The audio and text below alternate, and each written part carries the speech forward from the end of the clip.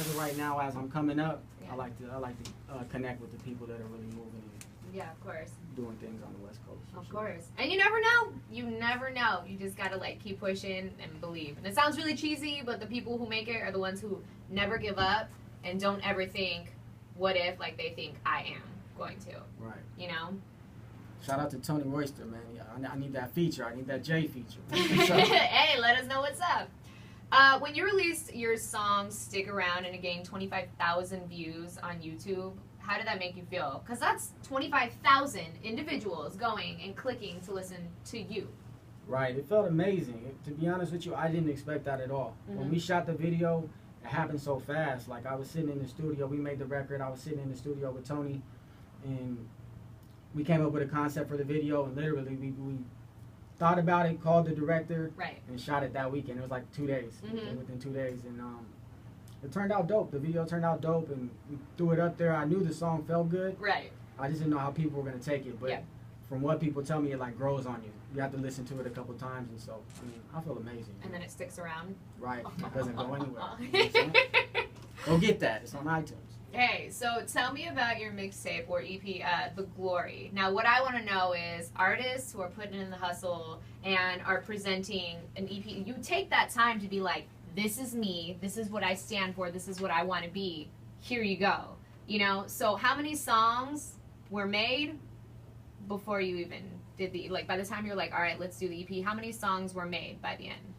Like how many had you recorded and worked on? Quite a few, to be honest. I mean, I think we had, what, like 50? Something like that. About 50 records, and we cut it down to 13, I think it was. 13 on the project.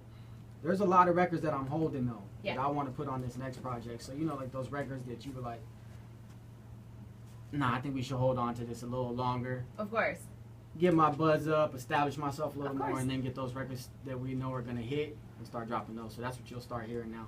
I feel like a lot of people think that when people make albums or mixtapes that they're just handed songs, or it's like, okay, we're going to do 13 songs, so let's make 13 and then we put it on the mixtape. But I don't think a lot of people know that, you know, artists make sometimes hundreds of songs before they even narrow it down to like 10 or 12. So my question is, next then, how did you narrow it down to the 13 songs that you felt like this is really introducing Plan B Major to a more broad audience? Well, I broke it down just by seeing how the songs fit with each other, because I didn't want to put a project out that just had a bunch of songs on it. Yeah, of I course. wanted it all to flow, you know what I mean, first. And so I went through a lot of different lineups. I mean, listening, burning CDs, listening to it in the car, just driving and trying to feel really what felt best, you know what I mean? And sitting with, you know, Reg and Zoe. I think it was over like, what, like a month and a half we were going through records, and then we finally came up with what we thought was good. Right. Put it out. And that really did good. The project did good. I think we had like 27,000 downloads on that too. That's awesome. Yeah, that's amazing.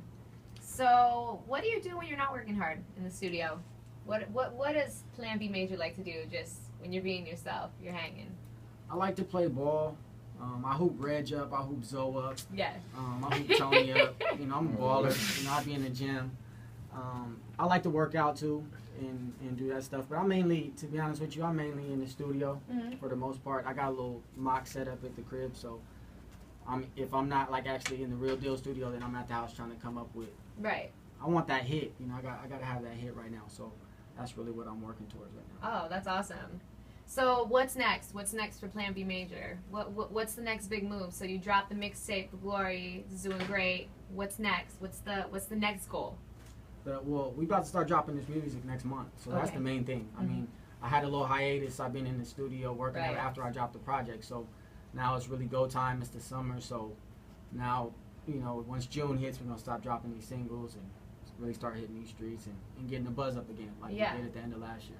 So anything, any song ready? Like, are you, like, you know what you want the next single to push is? I have a few songs ready, but it's you guys haven't decided? Haven't decided. You know, it might be this record called Bottles that I think is really dope for the summer, but we'll see. There's between a few right now. Right. Awesome. Hey, let everybody know where they can find you on your social media, where they can download your music, get to know you. Plan B Major, everything.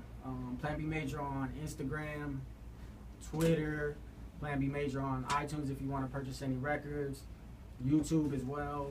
Anywhere you can find me, just type in Plan B Major. My SoundCloud is Plan B Major.